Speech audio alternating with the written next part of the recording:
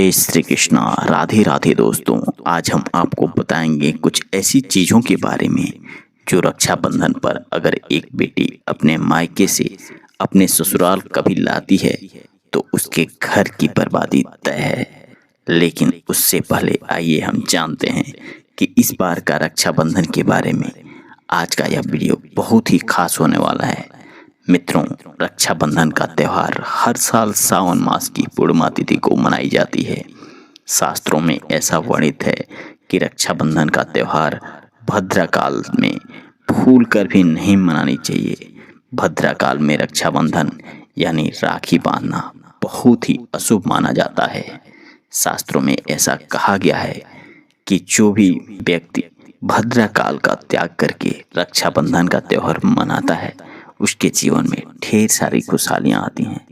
इसके साथ ही रक्षाबंधन का त्यौहार किस दिन मनाया जाए, इस पर बहुत ज़्यादा उलझन की स्थिति बनी हुई है। मित्रों, इस बार लोगों का मानना है कि रक्षाबंधन 8 अगस्त को मनाना चाहिए। वहीं कुछ लोगों का मानना है कि रक्षाबंधन 9 अगस्त को। तो कौन सा दिन सही है, आज के इस वीडियो में मैं आपको क्लियर कर दूंगा। 21 दिन मनाया जाए, उसकी सही तारीख क्या है, 8 अगस्त या 9 अगस्त। अगर फिर भी साथ ही साथ हम आपको भद्राकाल का सही समय बताएंगे, क्योंकि इस बार रक्षाबंधन पर भद्राकाल का साया रहेगा। इसलिए राखी बांधने का शुभ मुहूर्त आपके लिए जानना अति आवश्यक है। और यही नहीं, इस बार रक्षाबंधन पर मायके से फूल से भी इन वस्तुओं को नहीं लाइएगा।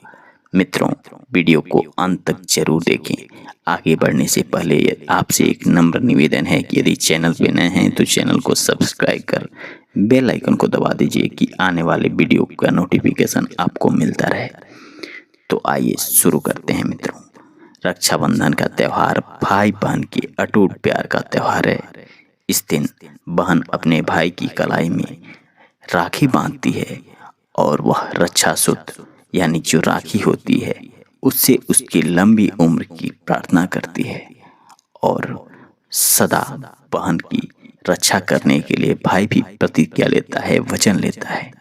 भक्तों, आपको बता दें, शास्त्रों में भाद्रकाल में राखी बांधना का त्यौहार बहुत ही ज़्यादा अशुभ माना गया है। जो भी व्यक्ति भद्रकाल में राखी बांधता है उसके साथ अशुभ होता है। इसलिए भूल कर भी भद्रकाल में राखी का त्यौहार नहीं मनाया जाता है। मित्रों, इसके पीछे एक पौराणिक कथा है। ऐसा कहा जाता है कि लंकापति रावण ने अपनी बहन से भद्रकाल में ही राखी बंधाई थी और 1 वर्ष के अंदर ही उसका विनाश हो गया। इसके अलावा भद्रा, जो कि शनिदेव की बहन है, और उन्हें ब्रह्मा जी ने श्राप दिया था कि जो भी भद्रा के समय शुभ या कुछ मांगलिक कार्य करेगा उसका परिणाम हमेशा ही अशुभ होगा। इसलिए आप गलती से भी भद्रा के समय रक्षाबंधन का त्यौहार ना मनाएं। और रक्षाबंधन की शुरुआत के पीछे विभिन्न कहानियां हैं, जिनमें से एक विशेष कहानी है। मित्रों, भगवान श्री कृष्ण ने युद्ध के दौरान अंगूठे में चोट लगने पर द्रौपदी एक कपड़े का टुकड़ा बांधा। तब भगवान श्री कृष्ण ने जरूरत पड़ने पर उनकी सहायता करने का वचन दिया। भगवान श्री हरि को राजा बलि की बंधन से मुक्त कराने के लिए माता लक्ष्मी ने राजा बलि को राखी बांधी थी। राजा बलि ने रक्षा का वचन दिया और भगवान विष्णु मुक्त हुए थे। इस तरह रक्षाबंधन पर्व माँ लक्ष्मी से भी जुड़ा हुआ है। मित्रों, रक्षाबंधन के दिन बहनें अपने भाई की कलाई पर राखी बांधती हैं और उनकी लंबी उम्र की कामना करती है। इसलिए हम भाई बहन दोनों को स्नान आदि करके ही रक्षाबंधन का त्यौहार मनाना चाहिए। साथ ही साथ यह भी आपको ध्यान देना होगा कि इस दिन गलती से भी आप काले कपड़े ना पहने। तत्पश्चात भगवान की पूजा करनी चाहिए। पूजा से पहले आप पूजा की थाली अवश्य लगा लें और उसमें रोली, चंदन, अक्षत, राखी, मिठाई और एक शुद्ध घी का दीपक भी जरूर रख लें। मित्रों, दीपक आप चाहें तो आटे का भी बना लें या माटी का या पीतल का, जिससे अपने भाई की आरती आप कर सकें। भक्तों, अब आप इस पूजा की थाली को सबसे पहले भगवान को समर्पित करें और भगवान की कलाई पर पहली राखी बांधने से पहले मंदिर में एक राखी जरूर चढ़ाएं, क्योंकि ऐसा करना बहुत ही शुभ माना गया है। इसके बाद आप अपने भाई को फिर उत्तर की ओर मुंह करके बैठाया जाए और बहन का मुख पश्चिम की ओर होना चाहिए। फिर की बांधें। रक्षाबंधन पर सबसे पहले घर के मंदिर में पूजा पाठ हो जाने के बाद भगवान गणेश को राखी अवश्य बांधें। फिर अंत में भाई की कलाई पर राखी सजाएं। फिर भाई को तिलक करें, रोली, चंदन, अक्षत लगाएं, उनके ऊपर थोड़े से फूल छिड़कें, फिर चावल छिड़कें और अंत में भाई की आरती करें। अब आप अपने भाई के दाएं हाथ की कलाई में राखी बांधें। इसके बाद भाई का मुंह मीठा कराएं, भाई के लिए मंगल कामना करें। राखी बांधने के बाद भाई की अपनी बहनों का रक्षा करने का वचन देने का एक परंपरा रहा है, जिसमें वह बहन तुम सदा तुम्हारी रक्षा करूंगा, तेरी हर जिद पूरा करूंगा, तेरी हर इच्छा का सम्मान करूंगा। माँ बाप नहीं है तो माँ बाप की तरह ही मैं तुम्हें पूरी सहायता करूंगा। साथ ही साथ बहनों को उपहार वगैरह देने का भी परंपरा चली आ रही है। मित्रों, चलिए अब हम जान लेते हैं कि 2025 में रक्षाबंधन का त्यौहार कब मनाया जाए। भक्तों, वर्ष 2025 में रक्षाबंधन का पर्व शनिवार यानी 9 अगस्त को मनाया जाएगा। पूर्णिमा तिथि प्रारंभ होगी 8 अगस्त को दोपहर 2:12 पर समाप्त होगी। 9 अगस्त को दोपहर 1:24 पर रक्षाबंधन का अनुष्ठान शुभ समय रहेगा। 9 अगस्त को प्रातः 5:47 से दोपहर तक इस साल रक्षाबंधन के दिन भद्रा का साया रहेगा और रक्षाबंधन पर भद्रा के प्रारंभ का समय सुबह 5:53 पर है। इसके बाद वह दोपहर 1:32 तक रहेगा। इस भद्रा का वास पाताल लोक है। हालांकि कई विद्वानों का मत है कि भद्रा का वास स्थान पाताल या फिर स्वर्ग लोक में होने पर पृथ्वी पर इसका अशुभ नहीं होता, उसे नहीं माना जाता, लेकिन कई शुभ कार्यों में इसे भी देखा गया है और पाताल लोक की भद्रा को नजरअंदाज नहीं किया जा सकता। आखिर हम हिंदू हैं तो हर शुभ कार्य अशुभ समय को देखकर ही करेंगे और ऐसे में हम ऐसे कार्यों को नहीं करेंगे जिसकी वजह से हमें बहुत बड़ा खामियाजा भुगतना पड़े। रक्षाबंधन बांधने के लिए 7 घंटे 38 मिनट का वतन समय मिल रहा है। भक्तों, इस बात का ध्यान रहे कि भद्रा में राखी बांधने से हमारे घर परिवार पर विनाश हो सकता है, इसलिए भाई को इस समय कभी भी राखी नहीं बंधवानी चाहिए और अपने घर परिवार को कंगाल होने से बचाना चाहिए। लंकापति रावण को इसी समय राखी बांधी गई थी, इसलिए उनके पूरे कुल खानदान का नाश हो गया। इसलिए इस समय इस अनुसार ही रक्षाबंधन का त्यौहार मनाए बहुत ही शुभ और मंगलकारी माना गया है। थोड़ा कठिन तो जरूर है, लेकिन यह समय आपके भाई और आपके परिवार के लिए बहुत ही शुभ होने वाला है। मित्रों, लोगों की यहाँ यह परंपरा होती है कि लोग सूर्यास्त होने के बाद रक्षाबंधन का त्यौहार आदि नहीं मनाते हैं। भक्तों, मुहूर्त पर राखी बांधने से भाई को कई गुना फल की प्राप्ति होती है, उसका कभी अमंगल नहीं होता। ऐसी बहन भाई जहाँ भी जाएंगे दिन दुने रात चौगुने तरक्की करते हैं। ऐसा भाई लाखों करोड़ों में खेलता है, रुपए पैसे की कभी कोई तंगी नहीं रहती है। साथ ही मित्रों, राहु दोष, पितृदोष, नजर दोष, मंगल दोष, यह सब उससे दूर रहते हैं।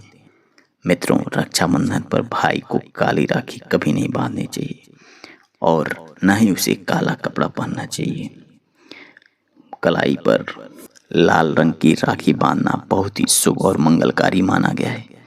भक्तों, रक्षाबंधन के पावन अवसर पर उपहार से बहन को चाकू, छुरी आदि कभी नहीं देनी चाहिए। इससे उसके जीवन पर नकारात्मक तथा गहरा असर होता है। ऐसे में बहन को सफेद कपड़ा भी उपहार नहीं देना चाहिए, कोई चप्पल आदि भी नहीं देना चाहिए। उपहार में दक्षिणा सुंदर भेंट अवश्य देना चाहिए। भाई बहन ने अपने भाई को क्या बनाया, भाई का दर्जा दिया, और भाई अपने बहन के लिए इतना कुछ कर सकता है। बड़ा सुकून और शुभ मिलता है मित्रों। धर्मशास्त्रों में भाई को राखी बांधने के लिए बहन खुद भाई के घर आती है। शास्त्रों के अनुसार, वेद पुराण के अनुसार ऐसा माना जाता है कि जो बहन रक्षाबंधन पर खुद नहीं जाती और भाई आता है बहन के घर, उस बहन को दोष लगता है। इसलिए ऐसी प्रथा है कि रक्षाबंधन पर, खासकर रक्षाबंधन पर, बहन को भाई के घर जाना चाहिए। फिर भाई चाहे कभी भी बहन के यहाँ जाना चाहिए। यदि आप अपने बहन के यहाँ जाकर राखी बंधवाते हैं तो कोशिश करिए बहन को अपने घर लाकर राखी बनवाएं। यदि आपके भाई पास नहीं है, विदेश में है, किसी कारणवश आपके पास नहीं है, तो आप भाई के नाम की राखी अपने थाली में सजाकर भगवान गणेश को अपना भाई समझकर उनकी कलाई पर राखी बांधे। वह राखी स्वयं आपके भाई की कलाई तक पहुंच जाएगा। फिर चाहे आप श्री कृष्ण के बांधें, नारायण की बांधें, आप जिसकी भी भक्त हों उनकी कलाई पर राखी अवश्य बांध सकती हैं। आपके भाई की कलाई तक राखी पहुंच जाएगी। ऐसी राखी मन में बांधी गई, सच्ची श्रद्धा भाव से बांधी गई राखी को ईश्वर तुल्य राखी माना जाता है। दोस्तों, रक्षाबंधन पर खाने में क्या खाना चाहिए, आइए जानते हैं। देखिए, रक्षाबंधन के समय बिना लहसुन प्याज का खाना खाना चाहिए, क्योंकि इस समय देव शक्तियाँ, ईश्वर स्वयं धरती पर चलकर आते हैं। वह भी अपने भक्तों से राखी बंधवाने के लिए धरती पर स्वयं पधारते हैं और उन्हें भोग लगाते हैं। ऐसे में जो भाई होते हैं उनके अंदर साक्षात ईश्वर का वास होता है। उस दिन भगवान भाई के अंदर बसते हैं। इसलिए लहसुन, प्याज, मांस, मदिरा, सिगरेट, गुटखा आदि इस दिन कभी नहीं खाना चाहिए, नहीं तो रक्षाबंधन खंडित माना जाता है। बहन का व्रत टूट जाएगा। खाने में पूरी खीर में आप कलर भी डाल सकते हैं। मीठा हलवा, मीठी सेवइयाँ जरूर बनाएं। ना कुछ मीठा घर में उपस्थित हो पाए तो उस दिन आपको कहीं न कहीं से इंतजाम कर लेना चाहिए, क्योंकि भाई के अंदर साक्षात भगवान बसते हैं।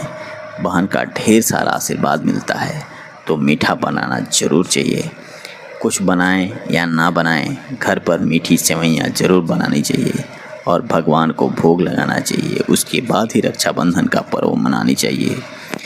यह बहुत ही बड़ा शुभ और अत्यंत दुर्लभकारी, मंगलकारी माना जाता है। रसीले आलू की सब्जी, गोभी की सब्जी, केले की सब्जी, चटपटे पुलाव, पनीर, खीर, रायता बना सकते हैं। घर में इस दिन का पकवान बहुत ही शुभ माना जाता है।